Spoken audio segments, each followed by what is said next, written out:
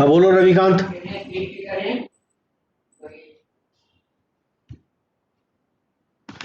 तो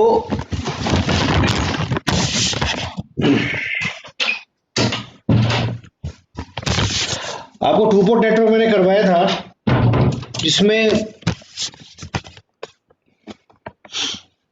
T pi network करवा दिया मैंने, उसमें ब्रिज टी भी करवा दिया था, ठीक है ना। तो देखिए ब्रिज टी के बाद जो बचता है ना आपके सिलेबस में, वो एक तो बचता है लेटिस और एक बचता है टू पोर्ट नेटवर्क। दोनों ही केस में क्या है कि इनका जो न्यूमेरिकल है ना वो थोड़े से बड़े हो जाएंगे, तो मुझे नहीं लगता कि आप लोगों के एग्जाम्स में वो आ पाएंगे, स्पेशली लिटिस और पैरेललिटी।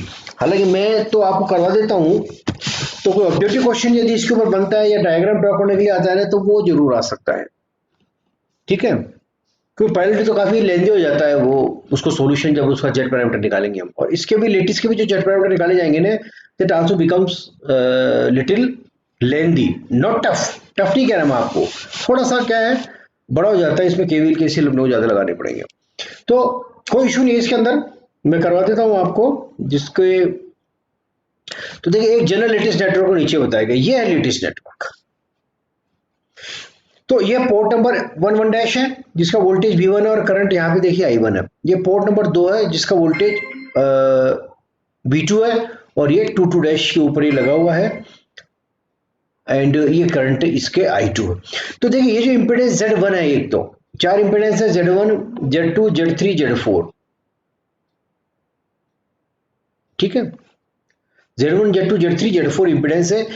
अब बेसिकली जब इसको हम सॉल्यूशन इसका करेंगे ना लेटेस्ट नेटवर्क से, लेटेस्ट नेटवर्क के जेड पैरामीटर निकालेंगे, तो ये बेसिकली आगे मैं आपको बताऊंगा कि इस नेटवर्क को हम मॉडिफाई कैसे कर सकते हैं और क्या कौन सा सर्किट बन जाता है ये। इसके लिए आपको ये ध्यान रखना पड़ेगा 1 और 2 के बीच में कौन सी इंपेडेंस जुड़ी हुई है, Z1। 1 और 2 डैश के बीच में Z3, 1 डैश 2 के बीच में Z4 और 1 डैश 2 डैश के बीच में Z2। तो इसके जेड पैरामीटर निकालने के लिए इसको मैं रिड्रॉ करता हूं। रिड्रॉ करके जो सर्किट बनेगा, that circuit is known as the bridge circuit. Basically latest network एक ब्रिज सर्किट ही होता है। इस सर्किट के हम जेड पैरामीटर्स ज्ञात करते हैं। इसके लिए पहले पोर्ट नंबर 2 डैश को ओपन सर्किट करते हैं और इसको ड्रॉ करते हैं लेटिस के अंदर, ब्रिज के अंदर लेटिस को। ये देखिए ये पूरा नहीं आ रहा है तो मैं इसको थोड़ा छोटा करता हूं ताकि पूरा आ जाए ये नेटवर्क, है ना, और छोटा करता हूं। ये पूरा आ गया ना, अब ये पूरा आ गया। तो ये है, देख इसमें क्या करना पड़ेगा अपने को, पहले तो 1 डैश 2 और 2 डैश ये बना दीजिए।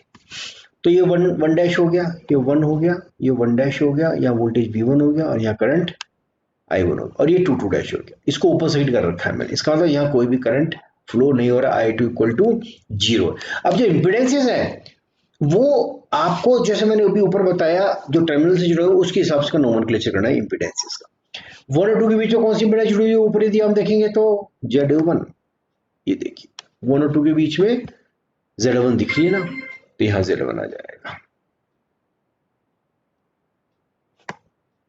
ये Z1 आ गया 1 और 2 के बीच में।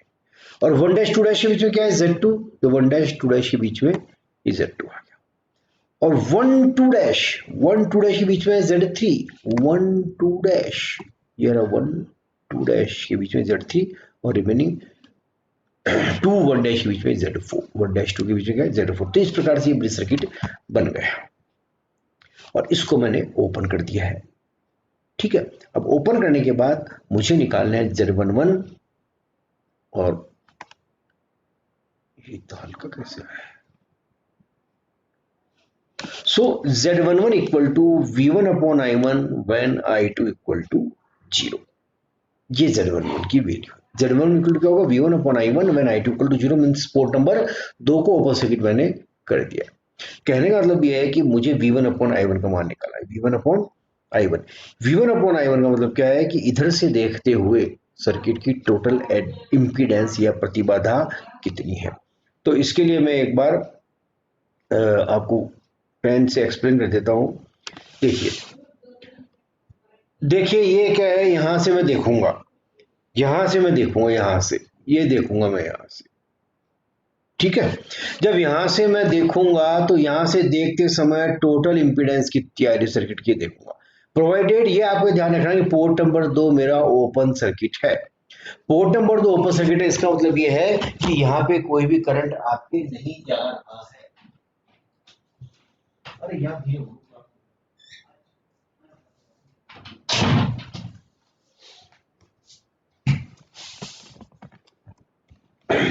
ठीक है ना। तो यहां से इंपीडेंस कितनी आ रही है सर्किट की, जब यहाँ कोई करंट नहीं है, इसका मतलब जो करंट यहाँ जाएगा वो सेम ही करंट यहाँ जाएगा, और जो करंट यहाँ जाएगा इधर और इधर सेम करंट जाएगा, और इधर सेम करंट जाएगा। इसका मतलब ये हुआ कि Z1 और Z4 सीरीज में हो गए, और Z3 और Z2 भी सीरीज में हो गए, और ये दोनों आपस में पैरेलल में हो गए। ये वैल्यू होगी V1/I1 की, मतलब इस सर्किट का टोटल रेजिस्टेंस या इंपीडेंस आपको निकालना है। तो बेसिकली होगा Z1 और Z4 सीरीज में, Z3 और Z2 सीरीज में, और ये दोनों आपस में पैरेलल में। तो Z11 equal to V1/I1 equal to V1/I1 में I2 equal to 0 equal to Z1 plus Z4, ये दोनों सीरीज में हो गए, और ये दोनों सीरीज में हो गए, Z2 और Z3, और ये दोनों आपस में पैरेलल में, ये पैरेलल का निशान हो गया, मतलब ये होगा फाइनल आंसर। तो सिंप्लीफाई कर लीजिए, दो रेजिस्टेंस पैरेलल में कैसे जुड़ते हैं, R1 R2 upon R1 plus R2, तो इसका ये दोनों का गुणनफल डिवाइडेड बाय दोनों का सम। तो ये क्या हो जाएगा, Z11 equal to Z1 plus Z4 into Z2 plus Z3 upon Z1 plus Z2 plus Z3 plus Z4, ये हो गया Z11। ये क्लियर नहीं दिख रहा है तो मैं इसको पेन से लेके एक बार क्लियर कर देता हूं। ये पता नहीं इसकी फोटो कैसे बढ़िया नहीं है, बाकी सबकी तो अच्छी ही। So this is our Z11,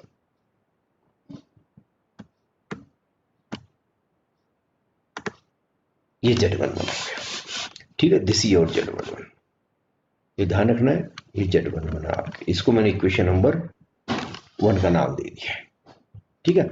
अब है Z21 equal to V2 upon I1 when I2 equal to 0, क्यों I2 तो दोनों केस में 0 रहेगा इसमें। अगली बार हम जब दूसरे दो पैरामीटर निकालेंगे तब I1 0 कर देंगे। तो अब ये Z21 है तो V2 निकालना है अपने को, देखिए। तो इसके लिए पहले V2 ज्ञात करते हैं।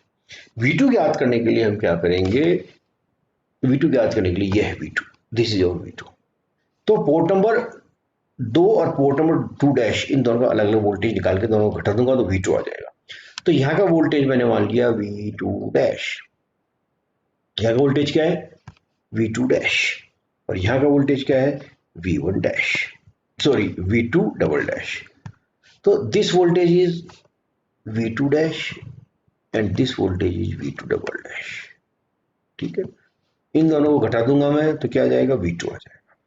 तो टर्मिनल 2 और 2 डैश पे अलग अलग मैं KCL लगाऊंगा, यहाँ पे KCL अलग लगाऊंगा, यहाँ पे KCL अलग लगाऊंगा। तो यहाँ का वोल्टेज कितना है V1, ये देखिए वोल्टेज V1 है ना, दिस वोल्टेज इज V1, और ये क्या हो जाएगा रेफरेंस का मतलब क्या हो जाएगा, रेफरेंस का मतलब हो जाएगा वोल्टेज कितना होगा 0 वोल्ट, रेफरेंस का मतलब वोल्टेज कितना हो गया 0 वोल्ट, ठीक। अब यहाँ मैं KCL लगाऊंगा, KCL क्या होता है, आने वाला करंट बराबर जाने वाला करंट, या सभी करंट का बीजीय योग 0 होता है। तो करंट को मैं यहाँ से आउट में गोइंग, यहाँ भी जा रहा है करंट, और करंट यहाँ पे भी, तो यह करंट का मान क्या होगा, this voltage minus this voltage upon Z1। तो V2 dash minus V1 upon Z1 plus V2 dash minus 0, ये 0 अपॉन Z4 इक्वल टू, इसमें कोई करंट आ नहीं रहा, ये भी जा रहा है, ये भी जा रहा है, इक्वल टू 0, ठीक है ना। इसी प्रकार से जब इसमें KCL लगाऊंगा तो V2 dash minus V1 upon Z3 plus V2 double dash minus 0 upon Z2 equal to 0, क्योंकि ये करंट जा रहा है, यहाँ पर ये जाने वाला करंट है, इस नोड से ये करंट भी जा रहा है, ठीक है, और आ कोई नहीं रहा तो इक्वल टू 0 हो जाएगा, ठीक है। तो ये इसकी इक्वेशन कैसे बनेगी, ये ऐसे बनेगी। तो नोड 2 तथा 2 डैश पर KCL लगाने पर, KCL लगाए नोड 2 पर तो V2 dash minus V1 upon Z1 plus V2 dash minus 0.Z4 equal to 0। इसको सिंप्लीफाई करके मैंने V2 डैश का मान निकाल लिया। इसके नीचे V2 डैश है तो V2 dash upon Z1 plus V2 dash upon Z4 equal to ये माइनस V1.Z1 इधर आ गया राइट साइड में। V2 डैश कॉमन ले लिया, 1/Z1 plus 1/Z4 equal to V1/Z1। ठीक है, एलसीएम ले लिया, इसको सिंप्लीफाई कर लिया। यहाँ से Z1 से Z1 कट गया, ये Z4 ऊपर आ जाएगा और Z4 प्लस Z1 नीचे आ जाएंगे। तो V2 डैश बराबर क्या है इक्वेशन नंबर 2 में, V2 dash equal to Z4 upon Z1 plus Z4 into V1, ये आएगा V2 डैश इक्वेशन नंबर 2। इसी प्रकार नोट 2 डैश पर केसीएल लगा देंगे तो V2 double dash minus V1 upon Z3 plus V2 double dash minus 0 upon Z2 equal to 0। अब V2 double dash की टर्म्स अलग कर लिए, V2 double dash upon Z3 plus V2 double dash upon Z2 equal to V1 upon Z3। इसको simplify कर लिया, V2 double dash bracket 1 upon Z2 plus 1 upon Z3 equal to V1 upon Z3। इसका LCM ले लिया, Z2 Z3 एल्शियम आ गया, या Z3 plus Z2 बच गया। अब Z3 से Z3 कट गया तो V2 डबल डैश का मान क्या आ जाएगा, ये Z3 से Z3 कट गया ना, इसको काट देता हूं मैं, ये कट गया, Z3 से Z3 कट गया, Z2 तो ये इधर आ जाएगा और Z2 प्लस Z3 नीचे आ जाएंगे तो Z2 V1 upon Z2 plus Z3 हो गया V2 dash equal 3। Now V2 equal to V2 dash minus V2 double dash, V2 dash equation 2 से और V2 डबल डैश इक्वेशन 3 से यहां रख दिए मैंने। ठीक है,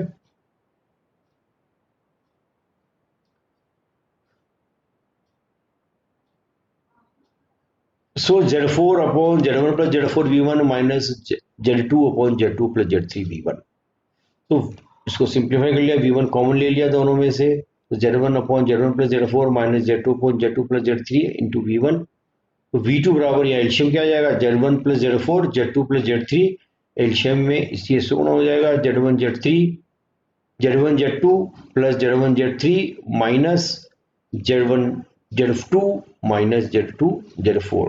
अब इसमें Z1 ये दोनों कट जाएंगे, Z1 Z2 कट जाएंगे तो क्या बचेगा, Z1 Z3 minus Z2 Z4 upon Z1 Z3 minus Z2 Z4 upon Z1 plus Z4 Z2 plus Z3 V1।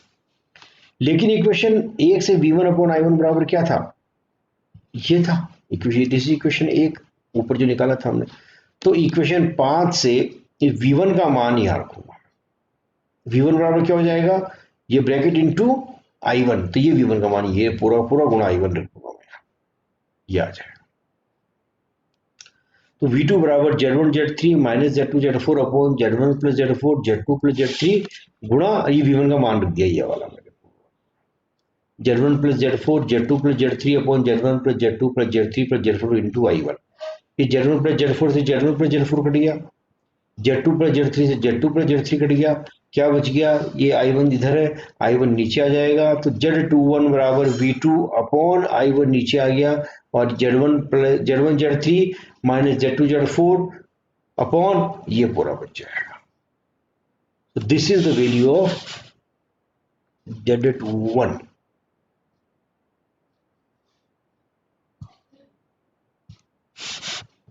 ठीक है, तो ये इससे कट गया Z1 plus Z4, Z2 plus Z3 से Z2 प्लस Z3 कट गया ये। ठीक है, और ये जो I1 है इस V2 के नीचे आ जाएगा यहाँ। तो Z21 बराबर V2 upon I1 I2 equal to 0, ये बच जाएगा Z1 Z3 minus Z2 Z4, ये बच गया और ये नीचे वाली टर्म पूरी आपकी ये आ गई। तो ये दो पैरामीटर आ गए, Z21 आ गया और Z11 आ गया। अब दो पैरामीटर और निकालने जो कि कहलाएंगे Z12 और Z22। तो अब क्या करेंगे, हम पोर्ट नंबर 1 को ओपन सर्किट करेंगे, इसलिए पोर्ट नंबर 11 डैश को ओपन सर्किट करने पर, इसलिए अब नेटवर्क को दोबारा ड्रॉ करेंगे, है ना। दोबारा ड्रॉ करते हुए ये ध्यान में रखना है अपने को कि इंपीडेंसेस कैसे आएंगे, बस ये ध्यान रखना है। बाकी तो पोर्ट बना लिया अपन ने, ये बना लिया डायग्राम। अब यहाँ पे 22 डैश आ जाएगा और यहाँ 11 डैश आ जाएगा। तो ये 22 डैश यहाँ का वोल्टेज V2, करंट यहाँ का I2 और इसको मैंने कर दिया ओपन, तो ये ओपन कर दिया तो यहाँ का वोल्टेज होगा केवल V1 और करंट 0 होगा। ठीक है, अब ये देखना है मुझे कि वापस 1 और 2 के बीच में कौन सी इंपिडेंस है, सबसे ऊपर 1 और 2 के बीच में इंपिडेंस कौन सी है, 1 और 2 के बीच में इंपिडेंस है Z1, तो यहां पे Z1 नाम लिखूंगा, ये Z1 आ गई, दिस इज Z1। ओके, और 1 डैश 2 डैश के बीच में क्या है, Z2 यहां लिखा हुआ है, ऊपर चेक कर लेते हैं क्या है, 1 डैश 2 डैश के बीच में कितनी है Z2, ये Z2 आ गया। अब 1 2 डैश के बीच में क्या है Z3, 1 2 डैश के बीच में Z3,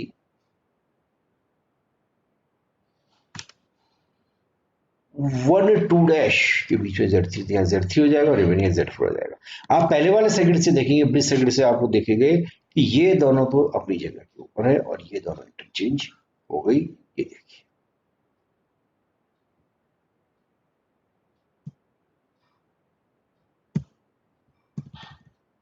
ये देखिए, यहाँ Z1 था, Z2 था, इसमें यहाँ Z4 है, यहाँ Z3 है।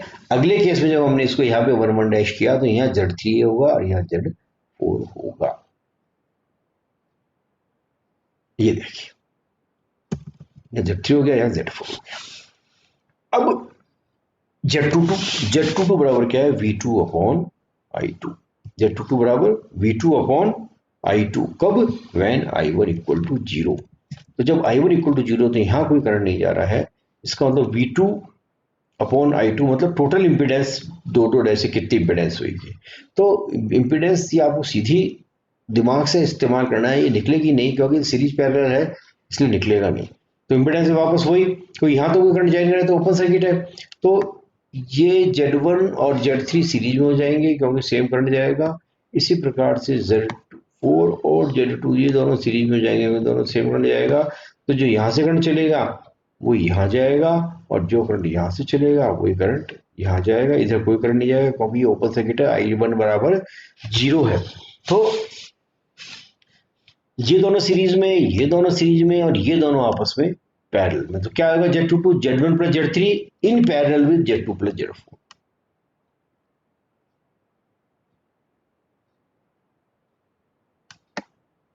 ये आ गया, so Z22 equal to V2 upon I2 when I1 equal to 0 is for total impedance from port 2 to dash। okay, so Z1 plus Z3 in parallel with Z4 plus Z2, इन दोनों का गुणनफल divide दोनों का sum, तो Z22 equal to Z1 plus Z3 into Z2 plus Z4 upon इनका sum Z1 plus Z2 plus Z3 plus Z4, this is equation number 7, this is equal to V2 upon I2।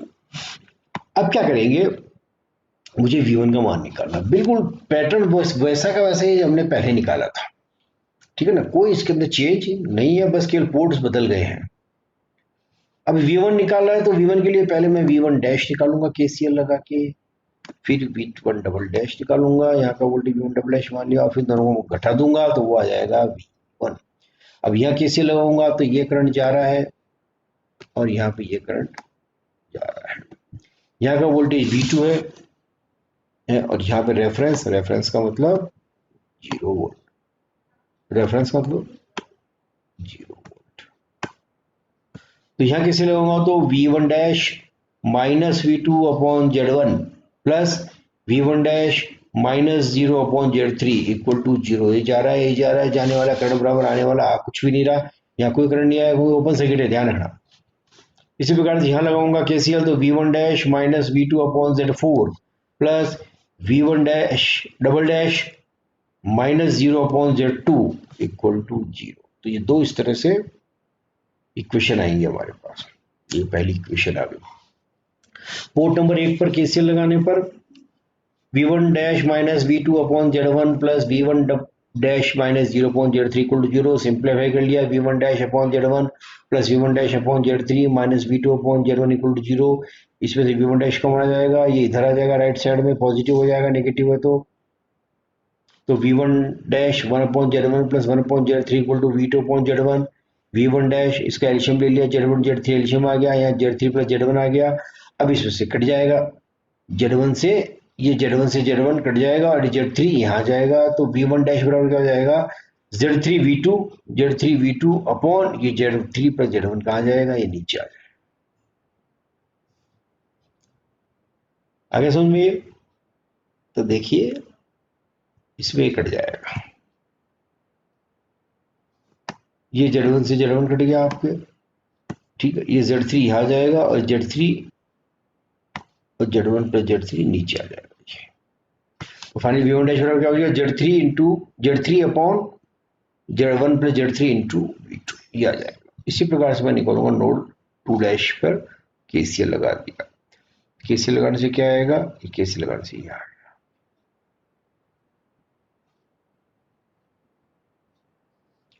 तो V1 double dash minus V2 upon Z4 plus V1 double dash minus 0 upon Z2 equal to 0। ये KCL लगाया जाए node 2 dash पे। अब ये V1 double dash upon Z4 plus V1 double dash upon Z2 minus V2 upon Z4 equal to 0। V1 dash common ले लिया, इसको इधर ले आए, तो यहाँ बच गया 1 upon Z4 plus 1 upon Z2 equal to V2 upon Z4। V1 double dash bracket में ले लिया, Z2 Z4 एलसीएम आ गया, तो यहाँ बच गया Z2 प्लस Z4। अब इसमें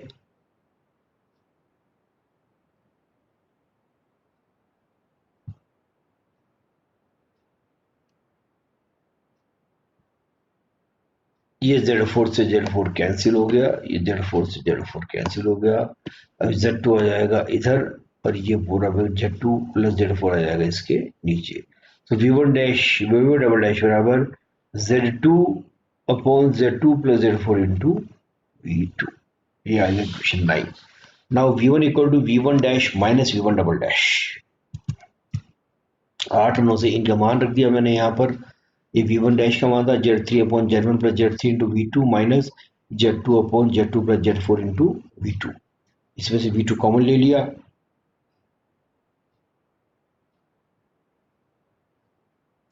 V2 कॉमन ले लिया, तो Z3 upon Z1 plus Z3 minus Z2 upon Z2 plus Z4। So V1 equal to V2, इसका एल्शियम दिया जाएगा Z1 plus Z3 Z2 plus Z4, इसको इससे गुणा कर दें, Z2 Z3 plus Z3 Z4 minus Z1 Z2 minus Z2 Z3। ये Z2 Z3 plus का है, ये माइनस का है, कट गए, तो क्या बच गया Z3 Z4 minus Z1 Z2 अगली लाइन।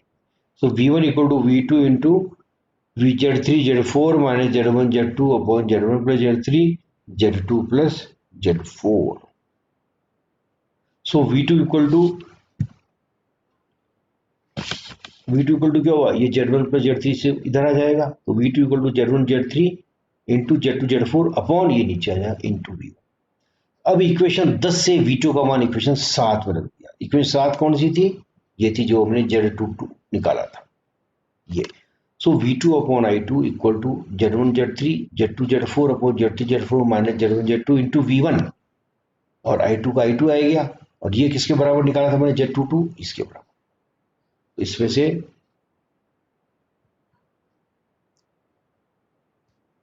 ये तो कट गया, ये दोनों बराबर है ना, बराबर, ये कट गया इससे, ये कट गया इससे, इससे कट गया, तो V1 अपॉन I2 बराबर क्या बच जाएगा, ये जो पूरा ब्रैकेट है ये वाला, ये पूरा यहाँ आ जाएगा, यहाँ आ जाएगा। तो Z12 बराबर V1 upon I2 equal to Z3 Z4 minus Z1 Z2 upon ये ऐसे नीचे रहेगा Z1 प्लस Z2 प्लस। तो ये इस तरह से इसकी एडमिटेंस इम्पीडेंस निकलेगी। 2 पोर्ट नेटवर्क पैरामीटर्स निकलेंगे अपने किसके, ये निकलेंगे लेटेस्ट नेटवर्क। तो लेटेस्ट नेटवर्क के पैरामीटर्स इस तरह से कैलकुलेट किए जाते हैं। तो आप बेसिकली ये डायग्राम याद रख लीजिए। लेटेस्ट नेटवर्क इतना बड़ा न्यूमेरिकल आने की संभावना कम है, 2 मार्क्स के लिए आ सकता है ड्रॉ लेटेस्ट नेटवर्क, तो इसको आपको पूरा ड्रॉ कर देना बस, और इनके बारे में लिख देना है। V1 पोर्ट नंबर 1 का वोल्टेज, I1 पोर्ट नंबर 1 का करंट, V2 पोर्ट नंबर 2 का वोल्टेज, I2 पोर्ट नंबर 2 का करंट, बस 2 नंबर आ जाएंगे आपके। ठीक है, अभी कुछ पूछना है क्या, कुछ पूछना है, दीपेंद्र, लोकेश, रविकांत, कुछ पूछना है? चलो मैं क्लास बंद करता हूं फिर, ठीक है, नहीं पूछना, okay Lokesh, now I will stop the class, ठीक है।